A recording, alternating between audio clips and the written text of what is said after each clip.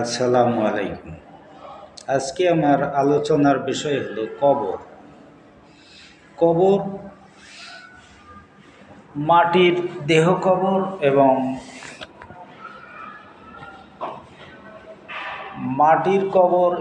দেহ কবর, এই দুইটা কবর।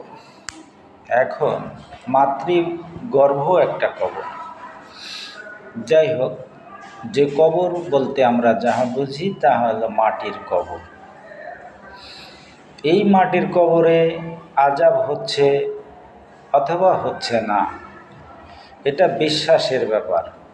আপনি বিশ্বাস করতেও পারেন, নাও পারেন, তবে এটা আপনাকে মানতে বাধ্য যে আপনি একটু জ্ঞান করলেই, একটু বিবেক খাটালেই বুঝতে পারবেন যে কবরে দেহের উপরে, মৃত দেহের উপরে আযাব হচ্ছে।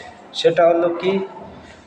সেটা হলো আপনি লাশ রেখে আসলেন, 2-1 দিনের মধ্যে সেই লাশটা ফুলে পচে গলে যাচ্ছে, অথবা বিভিন্ন জীবজন্তু যার যেটা খাদ্য সে পেট পূর্ণ করে খেয়ে নিচ্ছে, অর্থাৎ দেহটাকে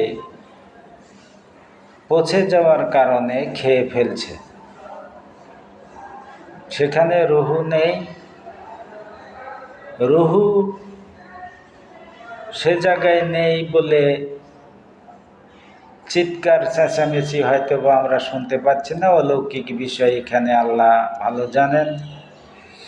তবে দেহের উপরে, মৃত দেহের উপরে যে পচনশীল বা কামড়ায় পোকামাকড়ে খাচ্ছে, এটাই সত্য বাস্তব কবর আযাব।